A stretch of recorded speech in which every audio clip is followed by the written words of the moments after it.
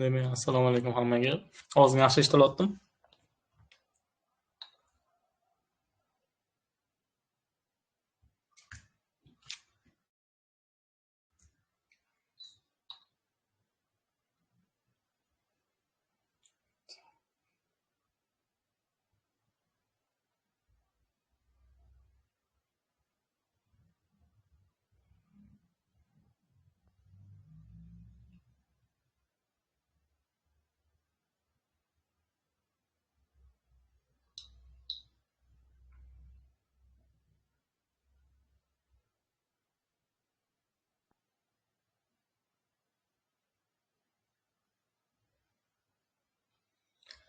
Tak, demak bugun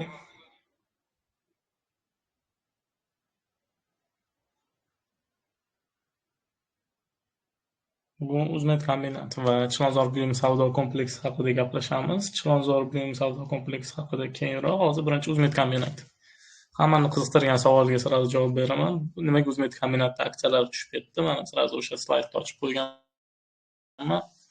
Bu Uzmet kombinatida biznes rejasi va kompaniya biznes rejasi bergan prezentatsiyaga ko'ra kompaniyani 31 dekabr 2024 yil holatiga ko'ra $311 million kredit qarzi bor.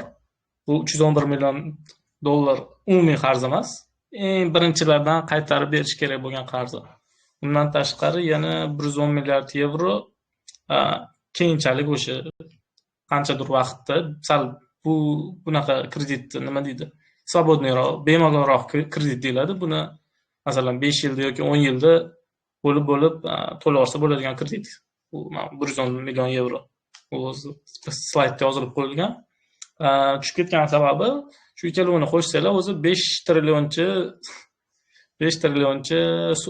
so'mcha qarz bor-ku va o'sha pullar biznes o'sha kompaniyani daromadidan kelib chiqib har yili, har oymi даже shu kreditni yopgani ketadi. O'shaning uchun investorlar ancha pul ushlab turgisi kelmagan, kimdir uzoq muddatga ishonmagan, o'shaning uchun aksiyalarni sotib bu pozitsiyadan chiqib boshqa aksiyalarga kirib ketgan. Yana nima desa bo'ladi? Yaqinda $100 million adashmasam kredit olingan edi.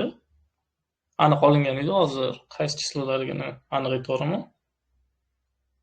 Bu ham o'sha LPK, ya'ni kompleksi tugatgani kredit olishgan edi. Menimcha o'sha kompleks tugatgani sal ko'proq pul ketib qoldi. Bu kombinat ham o'zi kutmagan edi, menimcha buncha rasxod bo'lishini. Demak, 1.9 trillion miqdorida kredit olgan. Kanalga qo'ydim buni. Qaytarish muddati 84 oy. Bu degani 7 yil.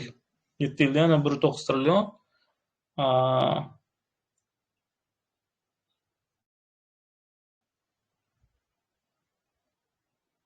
Tak. Bu yerda hozircha ko'rmagan ekanman kimda olgan. Xo'p, taxminan shu 5 trillioncha kredit, nagruska kredit miqdori bor kombinatda. O'shaning uchun aksiyalar narxi tushib ketdi. Nimaga narxi tushib ketdi yana? Chunki o'sha biznes planni ko'rib chiqqan. Endi biznes planni ko'pchilik bilmasa kerak, qayerdan nima qilishi. Biznes planni ko'p kompaniyalar emas, yaxshi kompaniyalar o'zi saytida biznes planni, ya'ni biznes rejasini haqida ma'lumot berib o'tadi. Uzmet kombinatda ham bu narsa bor. Mana biznes rejada ma'lumotni oshkor qilishga kirsanglar, biznes reja degani bor. Mana biznes reja 2015-2024. Bu eskisi ekan, o'sha 2025-2024. Demak, 2025 o'zbekchasi yo'q ekan, faqat ruscha ekan. Ikkalovida ham ko'rib chiqdim. Buni bemalol ChatGPTga ham berib o'zingizlar tarjima qilsanglar bo'ladi. Hozir texnologiyalar shunaqa imkoniyat yaratgan. Demak, bu birinchisi, ya'ni o'sha kredit ancha ko'payib ketgan uchun 5 trillion, chunki bu juda katta summa. Shunchalik yaxshi daromad oladigan kompaniya bo'lsa ham baribir dolgovoy nagruska juda kuchli. Va o'shaning uchun kompaniya hozirda unchalik nima deydi, investorlarga qiziqarli tuyulmayapti. Qiziqarli tuyulishi mumkinmi degan savol bo'lishi mumkin. Hozir o'sha yaqinda adashmasam 2 hafta chami oldin o'sha prokat kompleksi ishga tushgani haqida ma'lumot bergan edik va nihoyat tushdi deb. O'sha narsani kutib qolamiz. Chunki bundan oldin o'sha shu kompleksga rasxodlar ketgani uchun ham qanaqadir bir xil miqdorda foydaga chiqolmadi. Buni qanaqa bilsak bo'ladi desanglar, masalan 2024-yilni bu biznes plani kompaniya nima kutgan? Bu yerda ko'rsanglar, sof foydani kompaniya biznes plan bo'yicha 762 milliard so'm kutgan 2024-yil yakuni bo'yicha. Lekin Open Infoga kirsanglar, Open Infoni ham yangi interfeysi bo'ldi. Ko'rib chiqqan bo'lsanglar. Tak. 2024-yil отчети. Shunga kirsanglar, bundan ancha kam xato ham beradi. Hali to'g'rilashmabdi, yaxshi. Tak. Shunaqasiga ko'ramiz. Demak, mana 2024-yil yakuni bo'yicha foydasi tak 400 qanchadir bo'lgan, adashmasam. Bundan ham kam ekan. 348 milliard so'm bo'lgan. Bu kutilganidan ancha kam. Sof foydasi 348 milliard. Vaholanki biznes rejada 761 milliard ko'rsatilgan, ya'ni 2 barobar kam chiqqan. 2 barobardan ham ko'p kam chiqqan, 50%. Demak, bunga sababli burchga o'sha daromad sof tushum kam bo'lgan kompaniyani. Shunga yarasha daromadi ham tushib ketgan. Keyin bitta narsaga e'tibor berdim, ko'pchilik qaragandir. Hozirgi yil ham o'tgan yilga nisbatan hozir 9 oy bo'yicha ma'lumot bergan bo'lsa, o'tgan yili 9 oyga nisbatan yana daromadi tushgan, lekin balkim yil oxiriga ko'ra sal ko'payadi daromadi, chunki uje mana kompleks tugadi, rasxod unga tugadi va bu yog'iga endi u kompleks o'zini oqlashi kerak, pul ishlab kelishi kerak kompaniyaga. Demak, uni ko'rish uchun mana 9 oylik отчет shu bo'lishi kerak. 188 shu bo'lishi kerak, 188 milliard so'm yakuniga ko'ra. Menga endi bu aksiya kompaniyani va aksiyasini tahlil qilsak, nimasi yoqyapti, nimasi yoqmayapti? Yoqmayotgani bu juda katta kredit nagruzkasi, ya'ni kredit miqdori kompaniyaga, chunki 5 trillion so'm juda katta nagruzka. Bu birinchidan, ikkinchidan bu hali hozirgi kursda. Ya'ni keyinchalik menimcha kurs sekin-sekin yana o'sishni boshlaydi. Juda katta bo'lmasa ham yiliga 5% oshsa ham bu baribir miqdorini ko'paytirib keladi kompaniyaga. Kompaniya rasxodlarini, ya'ni xarajatlarini. Yoqmayotgani birinchisi shu, ikkinchisi kompaniya har oy har xil nima deydi, daromad bilan chiqyapti. Masalan, 2025-yilning birinchi choragini ko'rsak, 10 milliard so'm foyda qilgan. Vaholanki o'tgan yili xuddi o'sha davrda 60 milliard bo'lgan. Bu ketdi. Endi 6 oyda ko'ramiz.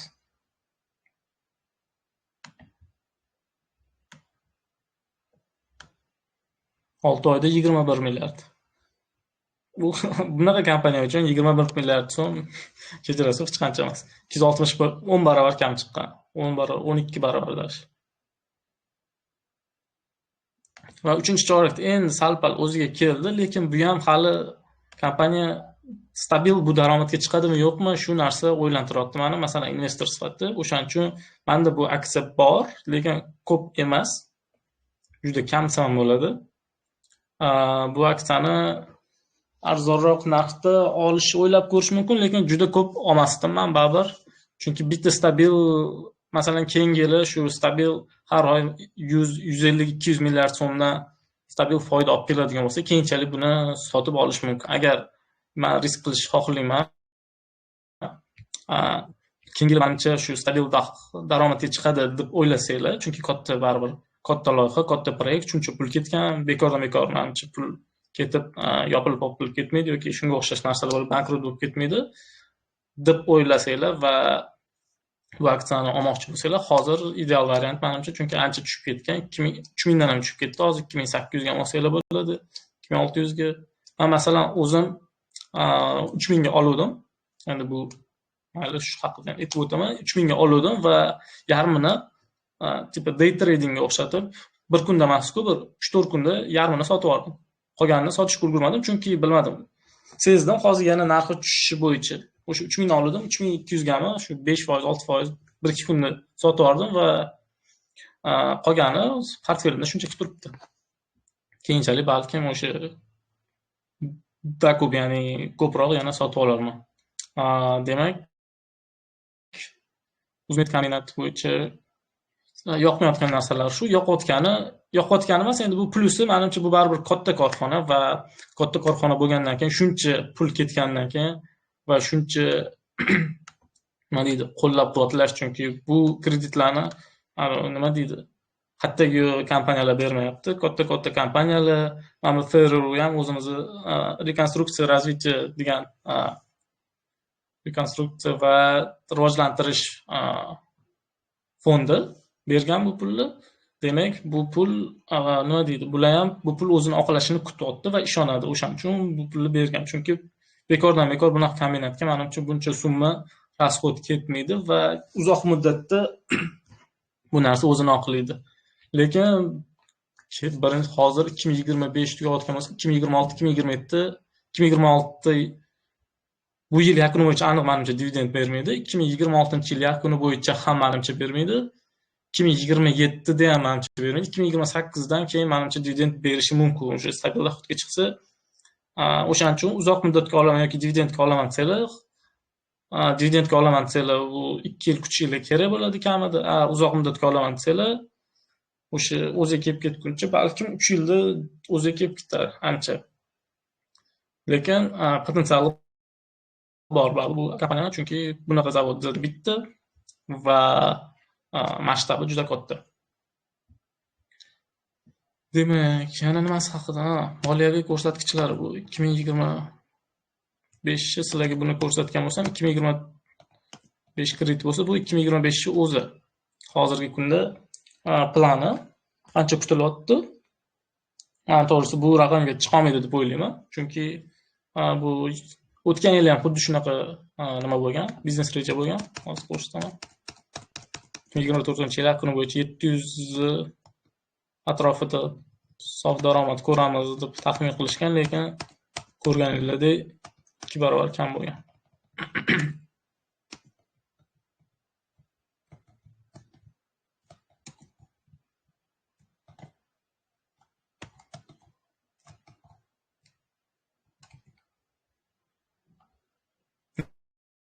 Mana 2024-yil yakuniga ko'ra kombinat 762 milliard so'm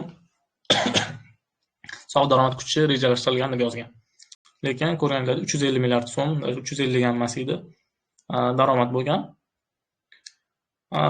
Bu degani baribir kombinat o'zi kutmagan rasxodlar ham juda ko'payib ketgan, xarajatlar, ya'ni va hali bir o'sha aytganimdek stabil qanaqadir prognoz qilish bu kombinat bo'yicha qiyin. 2026-yil menimcha juda nima deydi, показатель, ya'ni o'sha ko'rsatadigan yil bo'ladi. 2026-yil stabil bitta dohodga chiqsa, o'sha daromadga chiqsa, o'sha daromadni taxmin qilib olsangiz bo'ladi. Yil bo'yicha kombinat olishi mumkin o'shancha daromad. Chunki hozir ko'rganimdek, mana bu kompleksga ketgan xarajatlar hali o'zini nima desam ekan, bu xarajatlar уже kamaydi, bu xarajatlar уже yo'q. Endi faqat o'sha aytganimdek, kompaniya o'sha kompleksi endi o'zini daromad olib keltirishga ishlatadi va ko'ramiz bu qanchalik aynan shu kompleks qancha daromad olib keladi. Bu отчетga ko'ra 2025-yilda shu kompleks 162 milliard so'm daromad olib kelishi kerak edi. Menimcha ulgurmasa kerak, chunki o'zi kompleksi ancha vaqtliroq ishga tushadi degandek qilishgan edi o'zi. Ishga tushganiga esa o'zi 2 haftami, 3 hafta bo'ldi. Uzog'i bir oy. Uzmet kombinat bo'yicha yana nima desak bo'ladi? 2025-yil. Bu aytganimdek o'sha bu 747 milliard so'm daromadga menimcha chiqishmaydi, chunki o'sha sizlar bilan ko'rganimizdek hozir 3-chorak yakuniga ko'ra 188, 189 deylik milliard foyda ko'rishgan va bitta chorakda 340 desangiz ham 189 dan 550 milliard so'm daromadga chiqa olmaydi qanaqa qilib. Buning uchun juda kuchli talab va juda kuchli bozorda defitsit bo'lishi kerak bu o'zbek kombinat tovarlariga. Bunaqa narsa yo'q hozir. O'shaning uchun aytganimdek, o'sha keyingi yil eng qiziqarli va eng kuzatish kerak bo'lgan yil bo'ladi bularga, chunki o'sha ko'rganingizdek, bu o'tgan yilda birinchi chorakni ham 10 milliard so'm daromad bilan boshlagan. 3 oy uchun bunaqa kompaniya uchun bu hech narsa emas вообще. Va keyinchalik o'zinglar uchun o'zbek kombinatda dividend tarixini ko'rib chiqsanglar bo'ladi. Oldin chunki dividend beradi, o'sha sotib olmoqchi bo'lsanglar dividendga yoki uzoq muddatga o'sha oldinlari qancha dividend va sof foydasidan qancha dividend berishini ko'rib chiqsanglar, taxminan keyingi yillarda masalan 2028 dan dividend berishni boshlar desa ham qarzdordan qutulib, o'shani taxminan qancha olish mumkinligini hisob kitob qilsanglar bo'ladi. Bu o'zbek kombinat bo'yicha menimcha hammasi shu edi. O'sha aytganimdek, qisqa muddatga bu bo'yicha o'shanaqa arzon sotib, qimmat sotishga harakat qilishingiz mumkin, lekin любой payti kattaroq investor kelib, shuni planingizni, nima deydi, rejangizni yo'q qilishi mumkin. Chunki o'sha 3000 dan turgan paytda ham juda bir oychami turdi, keyin yana bitta odam keldi, 2600 ga tushirib yubordi. Hozir endi 3000 dan past savdo bo'lyapti. Bozorni ko'rib, bozorni tahlil qilishinglar kerak. O'shaning uchun 3000 dan har masalan 3000 dan qo'ymayotgan bo'lsa ham, lekin 3000 dan ko'p sotilayotgan bo'lsa, kun bo'yi bu degani katta ehtimol bilan aksiya narxi tushishi mumkin. Chunki o'sha kompaniyani holatdan kelib chiqib va bozordagi o'sha 3000 dan odam to'xtamasdan sotayotgandan kelib chiqib shunaqa taxmin qilsa bo'ladi.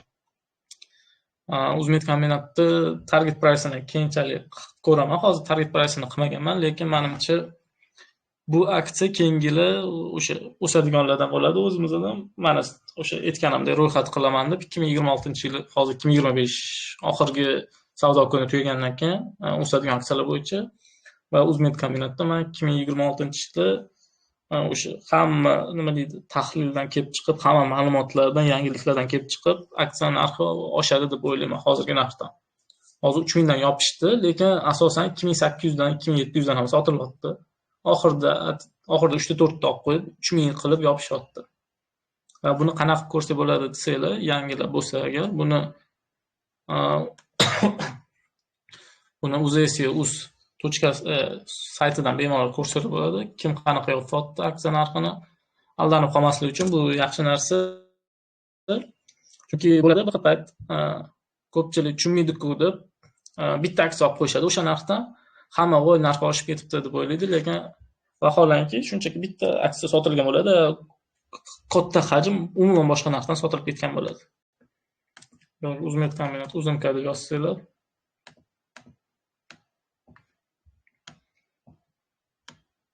mana o'sha 66-68 yo'q sotilgan ekan. Bugungi kunda o'sha bir kun lekin ko'ra olasizlar, o'sha kungi savdoni qancha nimadan sotilgan. Grafikini ko'raman desanglar, shu yerdan xohlagan miqdorni berasizlar. Masalan, 1-yanvardan grafik qanaqa bo'ldi? Grafik sal noqulay-ku, lekin yo'qdan ko'ra bor. Ko'rsanglar bo'ladi. Yoki mana buni o'zidan hisoblasanglar bo'ladi. Shunchagina tushirib Excel ishlash biladiganlar, Excel yaxshi ishlatadiganlar bo'lsa, shunchaki o'zingizlar sketch turib, o'zingizlar uchun grafik qilsanglar bo'ladi Excel orqali. Tendensiyani ko'rishinglar mumkin. Bunaqa grafikda katta bitim bilan katta bo'lgan, qancha miqdorda bo'lgan shuni ko'rishinglar mumkin. Shundan kelib chiqib tahlil qilsanglar bo'ladi. Menimcha lekin o'sha ko'ramiz, bu yil o'zi 3 tami, 4 ta kun, 2 tami, 3 ta kun qoldi savdo kuni. O'shanda qanaqa yopilishini, o'sha yopilgandan keyin o'sadimi yoki yo'qmi? Menimcha lekin o'sadi, chunki keyingi yil men o'zimning taxminim bo'yicha stabil daromadga chiqadi deb o'ylayman. Albatta kreditlarni ham yopib ketadi-yu, yo'l-yo'lakay, lekin baribir qanaqadir stabilroq daromadga chiqadi hozirgidan ko'ra, mening fikrim bo'yicha. Tak. Uzmit kombinat bo'yicha hozircha shu. Umuman olganda hammasini nimanicha gaplashdik.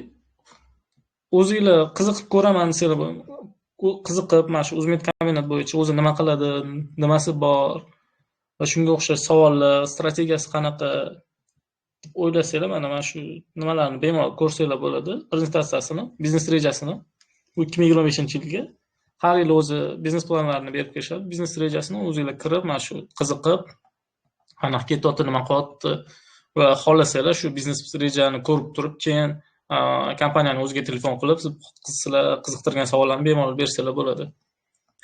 Va yana nima desam bo'ladi bu yerda?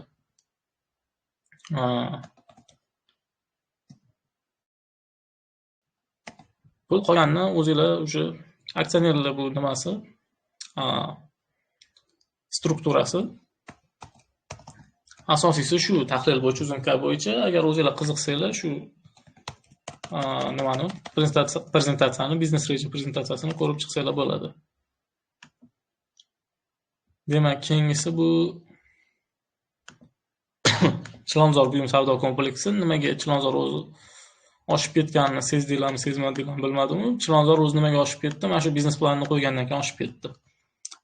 Nimaga biznes rejasi oshib ketdi? Buni ham o'sha Chilonzor buyum savdoni o'zining saytidan topsanglar bo'ladi. Ko'rayotgan bo'lsanglar mana daromadlar. Rostlam 26 milliard 34, keyin yana 30 ga tushdida, keyin birdaniga 42 milliard o'tdi. Va 42 milliarddan 21 milliardini dividendga beramiz deyapti. Buni o'sha paytdagi 1+1 aksiyadan oldin edi, ya'ni o'sha qo'shimcha aksiya keyinchalik qo'shib berildi va o'sha qo'shimcha aksiya chiqishi arafasida aksiyalar narxi oshib ketib, o'sha qo'shimcha aksiya bilan hozirgi narx bilan to'g'irlab ketishdi, ya'ni o'sha 4 so'mgacha adashmasam chiqarishdi va 4 so'mdan keyin split bo'lib 2 so'm bo'lib qoldi va keyin 2 so'mligida yana ko'tarib, hozir 2-3 so'mlar atrofida savdo qilishyapti Chilonzorda. Nimaga oshib ketdi? O'sha payti men shu biznes rejani kechroq ko'rib qoldim. Agar sizlar ham vaqtida menimcha birinchilardan ko'rganlarda bemalol foyda qilsanglar bo'ladi. Nimaga? Chunki 21 milliard so'm dividendga ajratamiz deyapti. Shundan davlatga katta ulushi bor ekan, mana 14,5 va qolgani o'zingizlar investorlarga, oddiy investorlarga va bu 21 milliardda o'sha aksiya soniga bo'lganingizda 2025-yili taxminan 0,48 so'm dividend kutilayotgan edi. Shu yil yakuniga ko'ra. Tendensiyani hozir ko'ramiz va yil yakuniga ko'ra 0,48 bu lekin 1+1 dan oldin edi. Ya'ni o'sha 1+1 dan oldin esingizda bo'lsa shu aprelda 2 so'mdan o'zi sotilayotdi va aprel oxirlarida ham adashmasam shu 1+1 bo'ldi. Narxi oshib 4 bo'ldi, keyin splitdan keyin narxi to'g'irlandi va hozir ham 2.20-2.3 so'mdan sotilyapti, lekin 2.30 so'mdan. Lekin endi dividendni siz 0.48 emas, 0.24 hisoblashingiz kerak, chunki aksiyalar soni bozorda ko'paydi. Ya'ni birga bir qo'shilgandan keyin qo'shimcha yana xuddi o'shancha miqdor chiqdi bozorga va hozir ko'ramiz bu narsani yana. Chilonzor.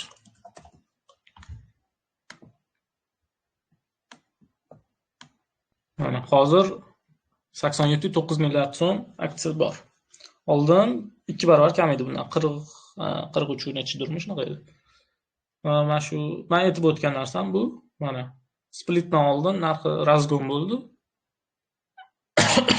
Va o'sha dividenddan juda katta rol o'ynadi bu yerda razgon berishiga.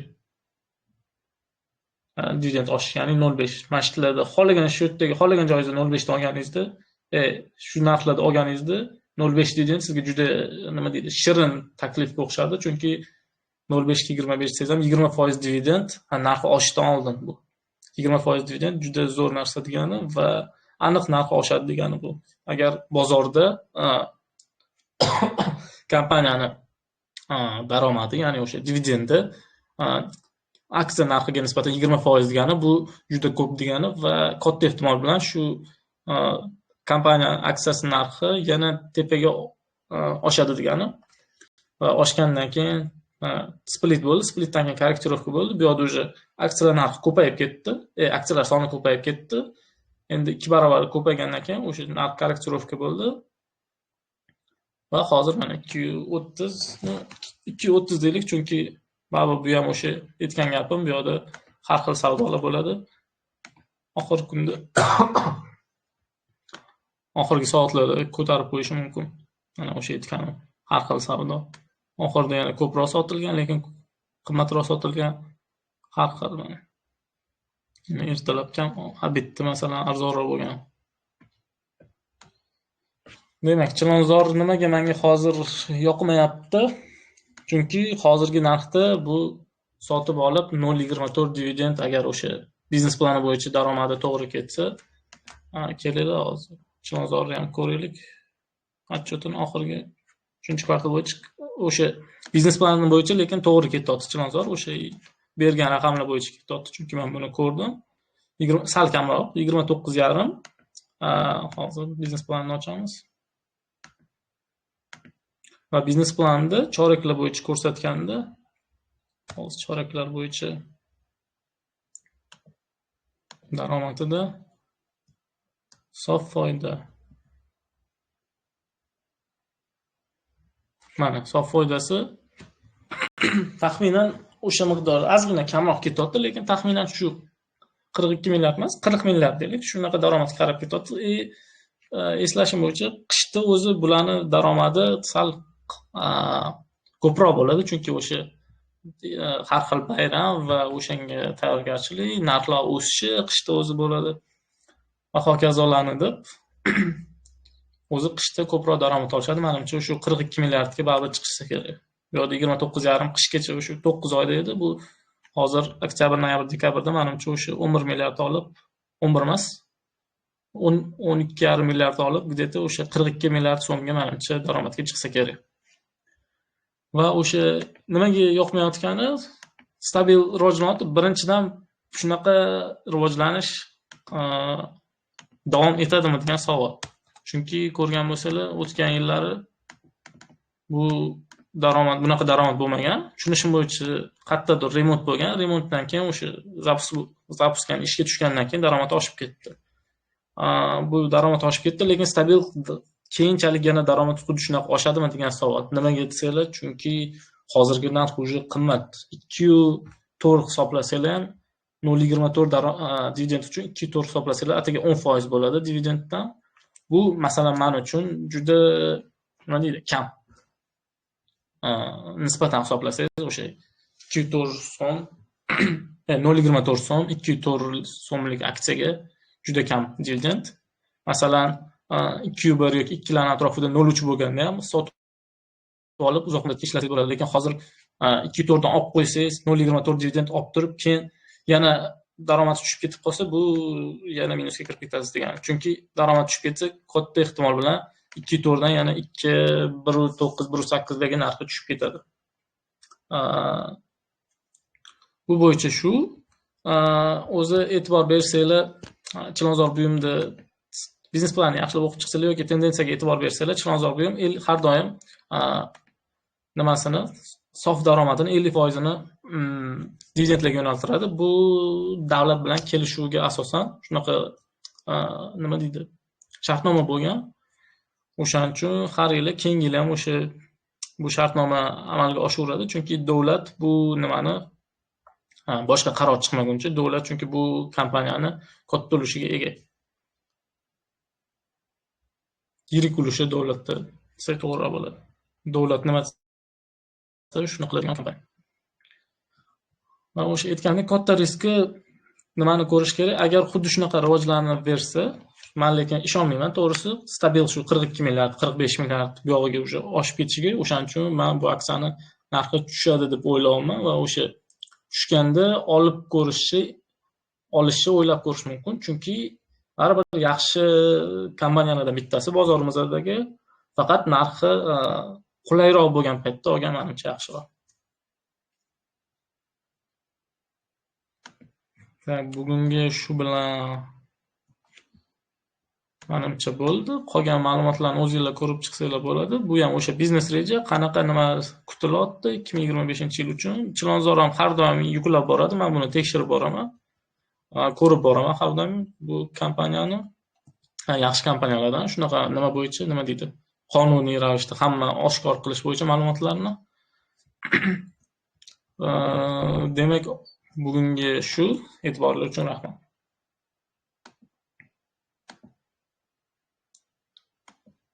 Videosini aytgancha, videosini qayta ko'rmoqchi bo'lsangiz YouTube'ga qo'yamiz. YouTube'da bo'ladi bu hammasi.